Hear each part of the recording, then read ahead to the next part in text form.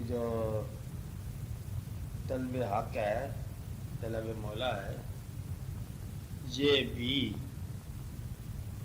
جس آدمی میں ہو اس میں پہلے دن سے نہیں ہوتی. طلب حق جو ہے یہ بھی عطا ہوتی ہے. آپ بات سمجھ رہے ہیں؟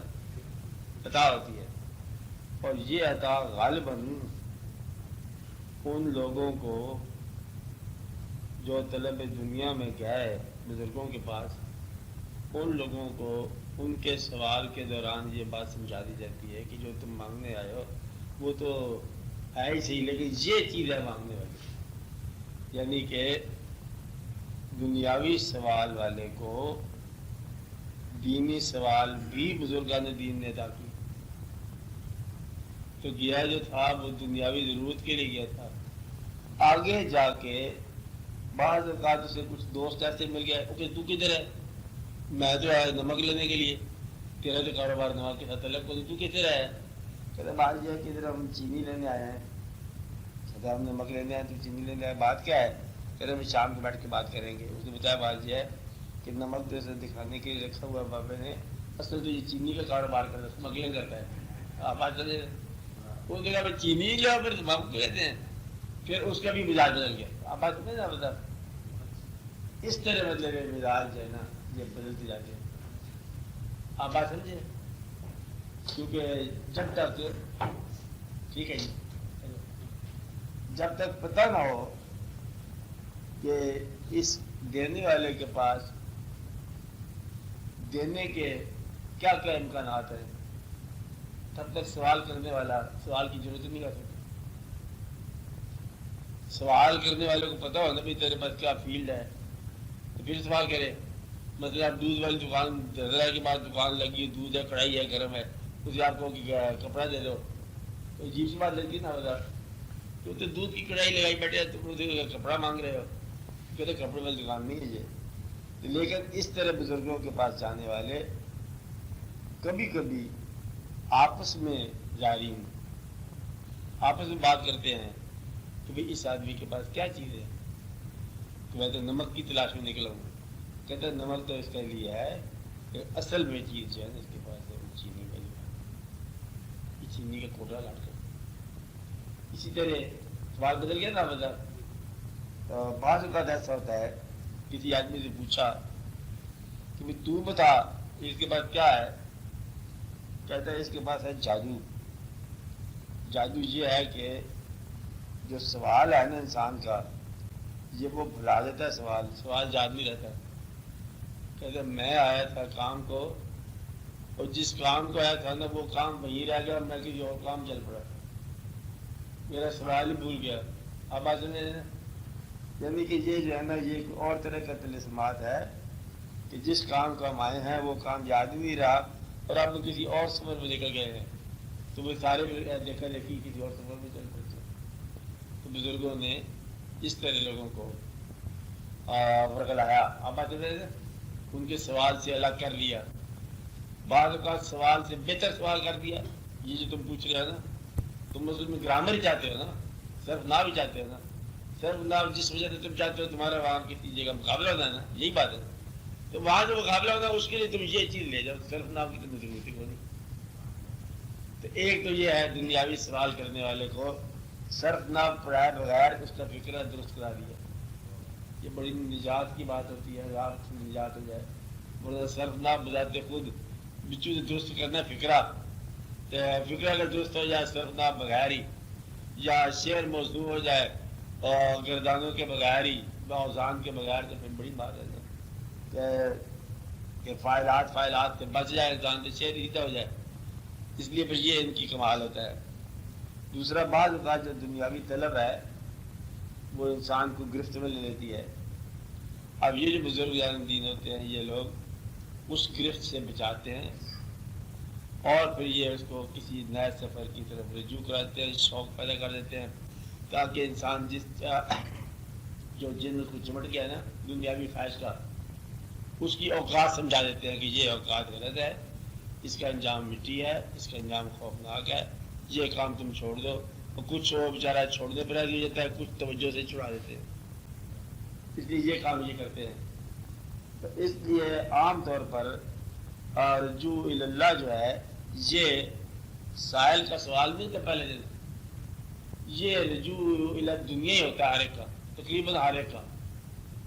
گھر سے جو نکلتا ہے نا، کم لوگ ہیں جو اللہ کے لیے نکلتے ہیں، ورنہ عام طور پر کسی دنیاوی شوق یا دنیاوی پریشانی میں نکلتے رہتا ہے.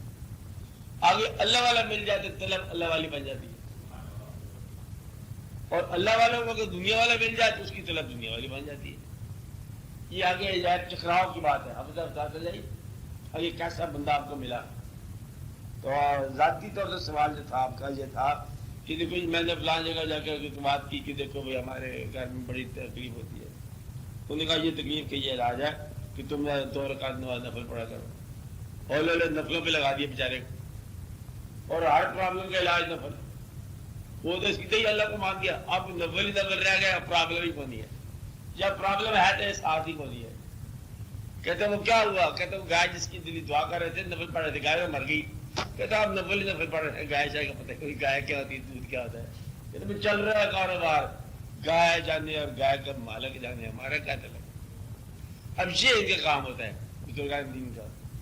دوسرا ان کے بعد ایک اور ہوتا ہے تلسم، کہ انسان کو ایسے متوجہ کرتے ہیں کہ اس کی توجہ میں خدا جاتے ہیں. آپ بات سمجھیں نا؟ تو اب اس کی توجہ میں اس کے خیال میں خود ہی آ جاتے ہیں. اب کسی کے خیال میں آ جانے سے اس کے خیال میں باقی کی جو پریشانیاں ٹوٹ جاتی ہیں. میرا مطلب اب دل کے اندر 1000 خواہشات ہوتی ہے، ایک بڑی خواہش پیدا کر دو تو 1000 خواہشات ٹوٹ جائے گی. تو دل کو اس طرح مطلب یہ سوا کرتے ہیں یہ لوگ کہ اس کو آرزوؤں سے آزاد کرا دیا. ایک بڑی سی آرزو لگا دی ہے. بچہ ہوتا ہے چھوٹا بچہ چھوٹی چھوٹی باتوں پہ رو رہا ہے، اس کو ایک زور سے چپیڑ لگاؤ، رونا بند کر دے گا. زیادہ درد بھی چھوٹے درد کا علاج ہے. آپ بات سمجھ رہے ہیں نا؟ زیادہ درد جاؤ چھوٹے درد کا علاج ہے. اس لیے یہ بزرگان دین چھوٹی توجہ کو بڑے توجہ سے بدل دیتے ہیں. مثلا ایک بندہ کسی بری کمپنی میں بیٹھنے والا اچانک کسی بزرگ کے پاس چلا گیا یہ دیکھنے کے لیے کہ یہ کیا فراڈ کرتے ہیں.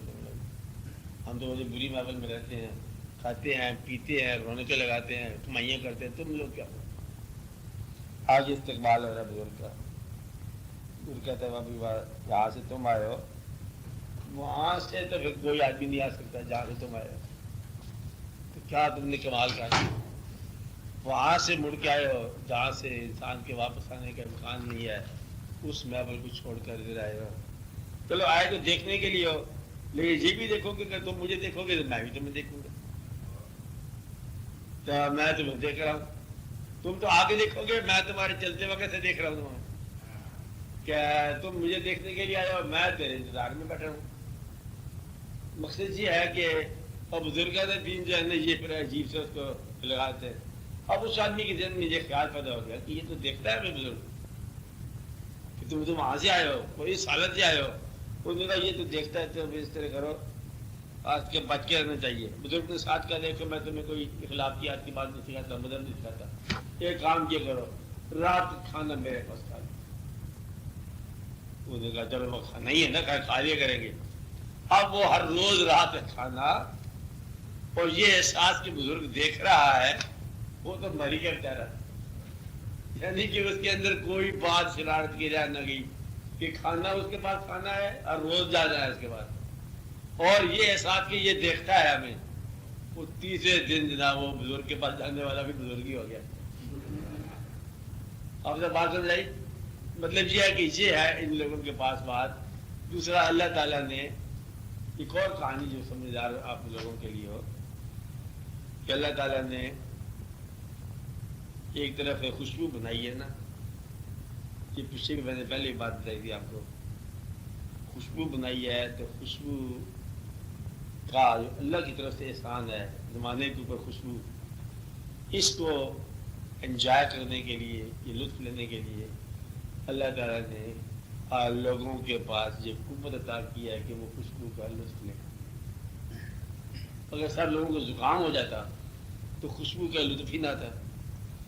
خوشبو کا سامان جو قوت ہے جو بھی ہے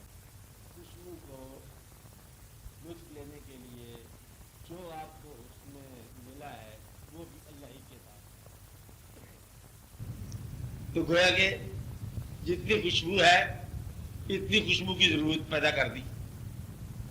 تھوڑی بہت کم بیش، کم سے مراد ہے کہ تھوڑی سی ملین آگے پیچھے کوئی لفظ تو فرق، وہاں تھوڑا بہت فرق ہے، کوئی فرق نہیں پڑتا. ایک زمانہ ایسا تھا کہ گلاب ہی گلاب ہوں، اب کوئی ان کو خریدنے والا ہے سونگنے والا نہ ہو.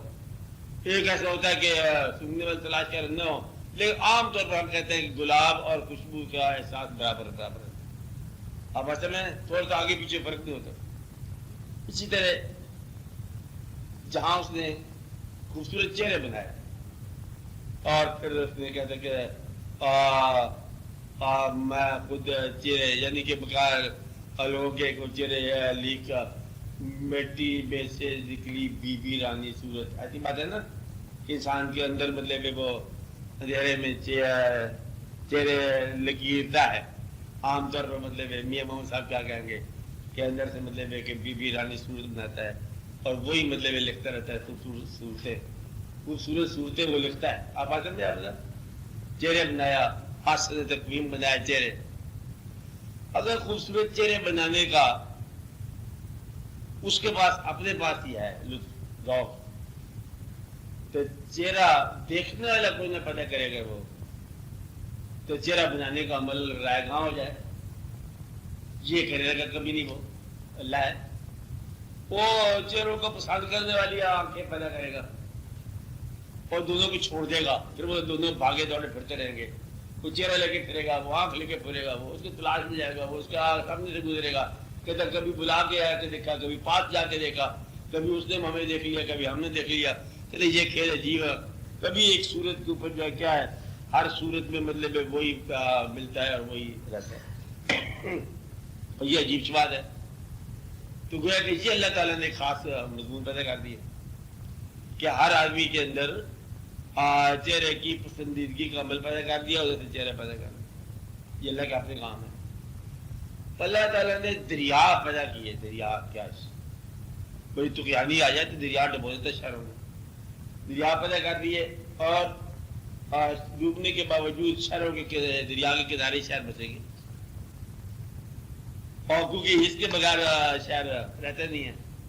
شہر کو دریا ڈبوئے گا اور شہر پھر دریا کے کنارے ہوگا. مطلب ڈیم لے لو، ایک ملک کی کہانی ہے کہ وہاں ڈیم ٹوٹ گیا.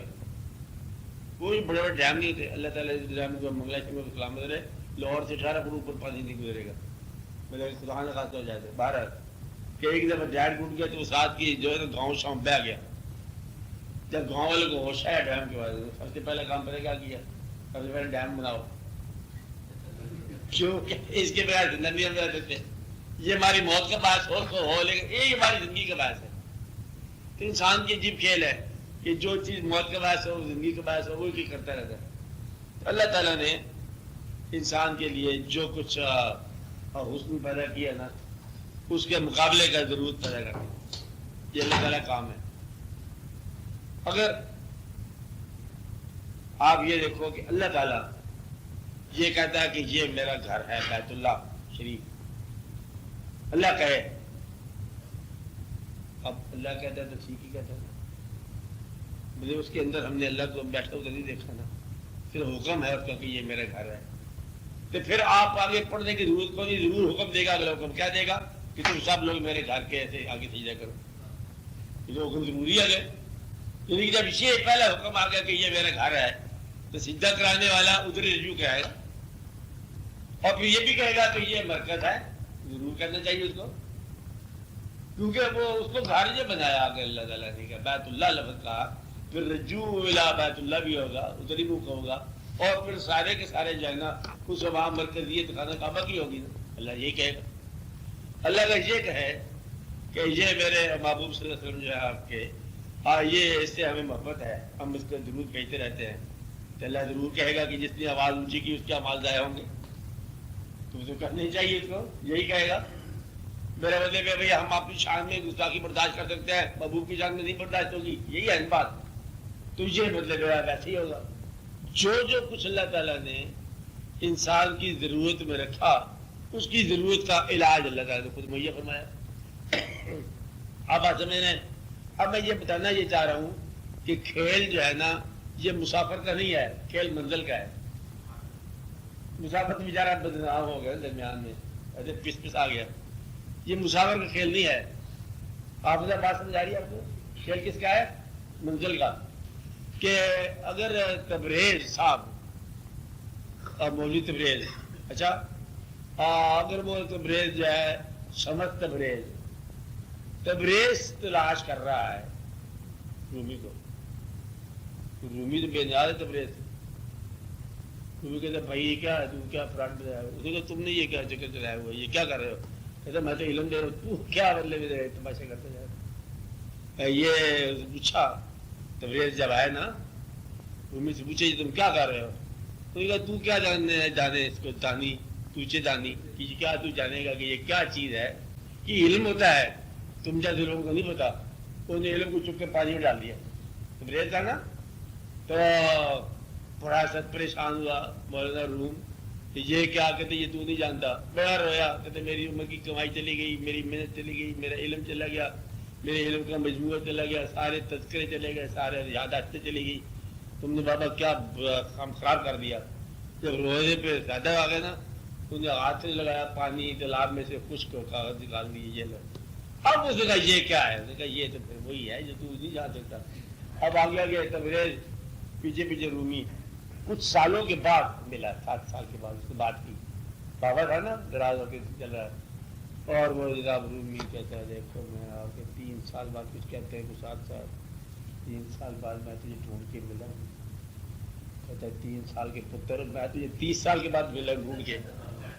جو میں لے کے پھر رہا تھا وہ میں تجھے پہلے بدلے میں تلاش کر رہا تھا، ڈھونڈ کے میں تجھے ملا ہوں، تو نے کیا ڈھونڈنا مجھے؟ تو بعض اوقات یہ ہوتا ہے کہ منزل ڈھونڈ کے ملتی ہے. اس لیے یہ سوال سائل کا نہیں ہوتا.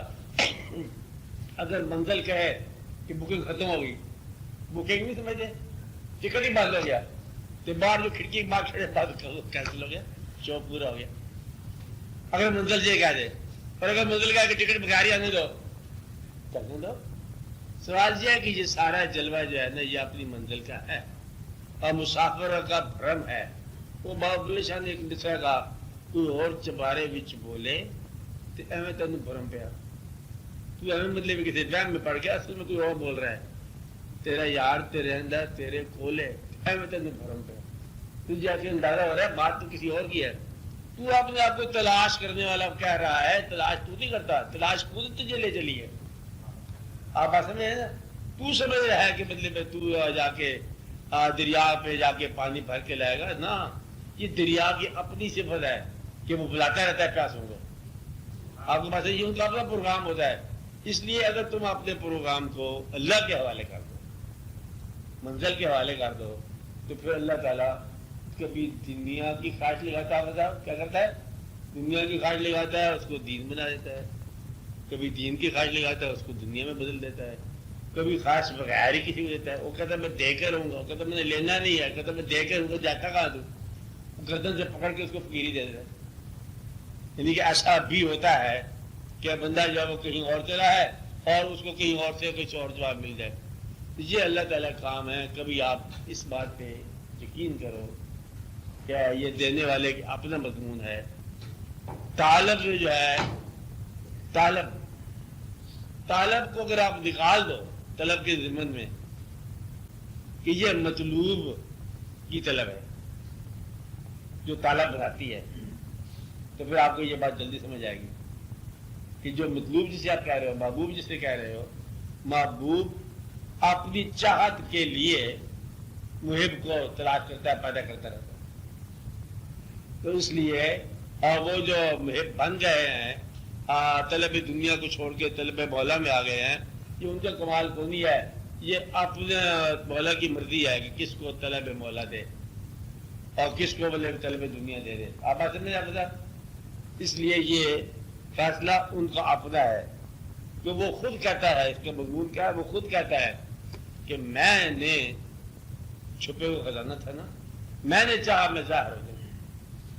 ظاہر تو میں ہوں، تمہیں مطلب پیدا کرنا ضرورت پڑ گئی میری، اس لیے میں نے تخلیق کر دی کائنات کو، کیونکہ میں نے ظاہر ہونا ہے. تو ظاہر ہونے والا کہ مخفی ہونا چاہے تو پھر آپ لوگ کچھ بھی نہیں ہے. تو لہٰذا انکاری بھی اللہ کا اظہار ہے، اقراری بھی اللہ کا اظہار ہے. ماننے والا بھی اس کا اظہار ہے، نہ ماننے والا بھی اس کا اظہار ہے. اس لیے یہ اس کا کھیل ہے.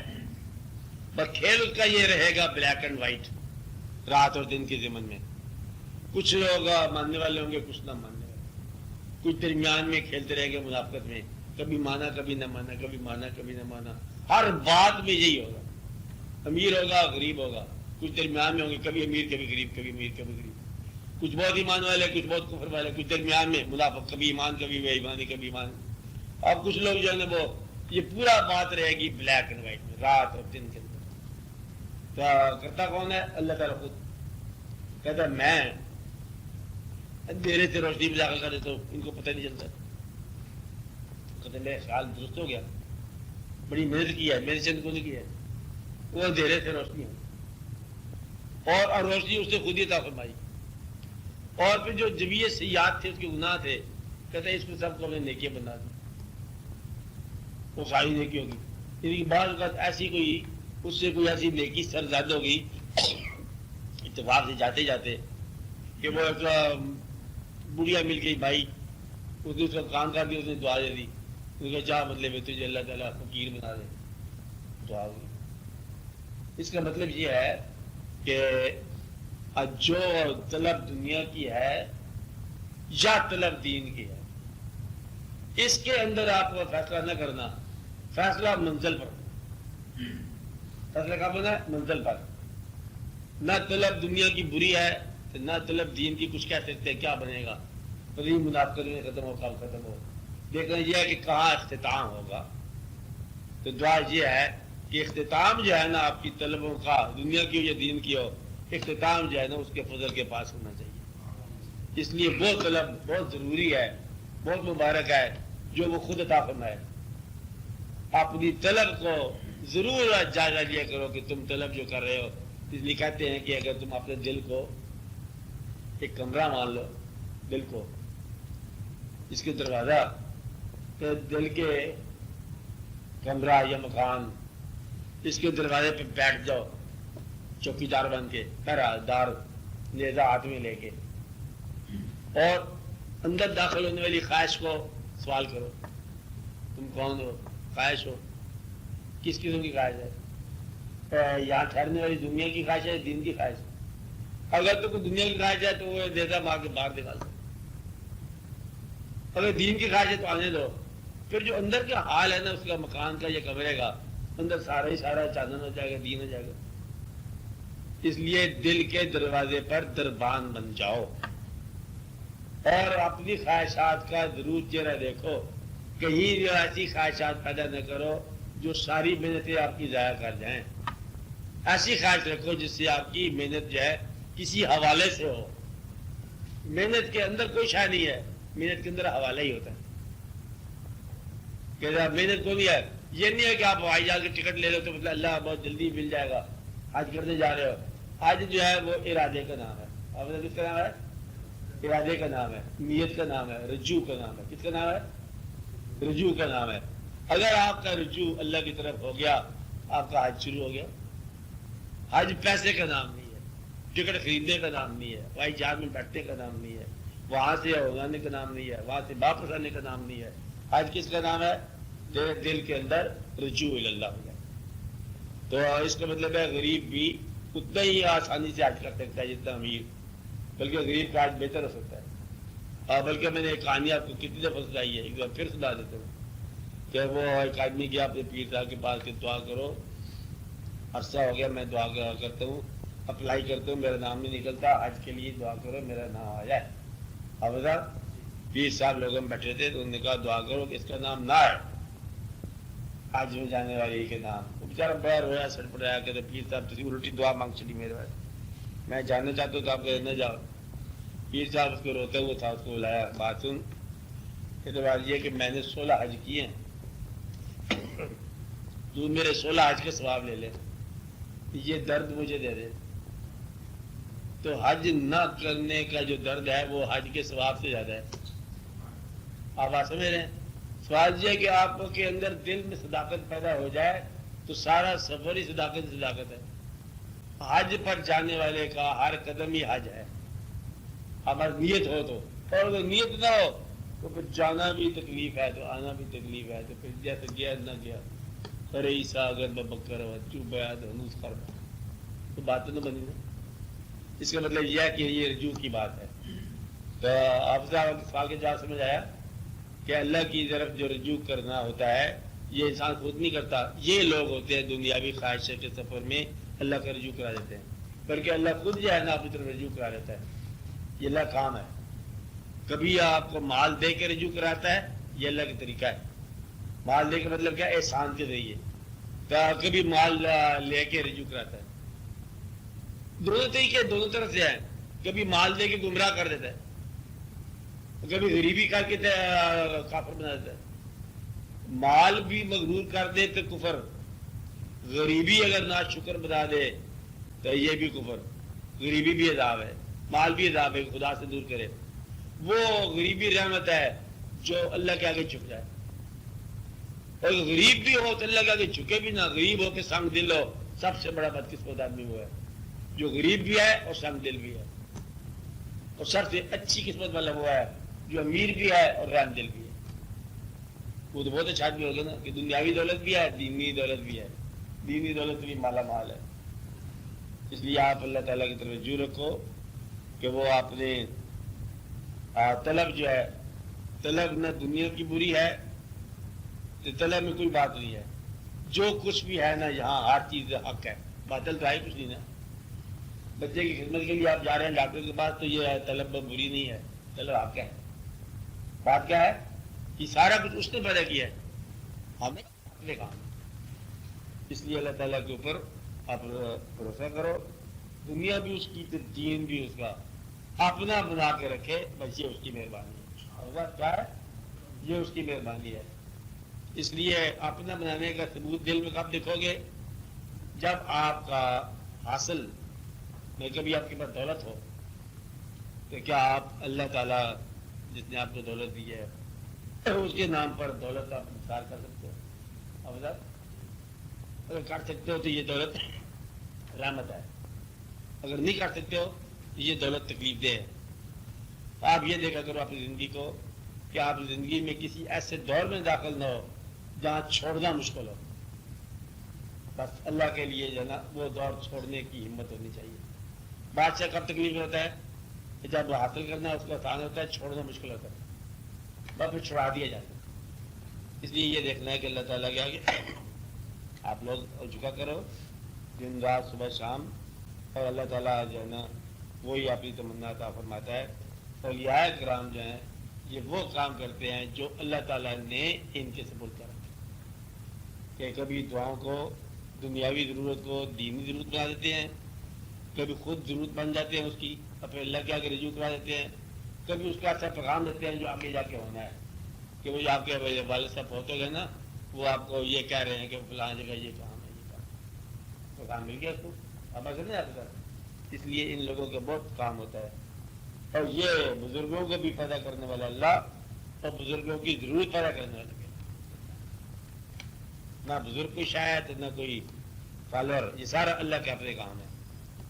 کبھی کسی کو بزرگ بنا دیا، کسی کو فالوور بنا دیا، کھیل اس کے اپنے ہیں. اللہ کی طرف رجوع رکھو، سب کھیل سمجھ آ جائے. سمجھائیے آپ کو بات آپ کو. ہاں اب آپ سوال کرو.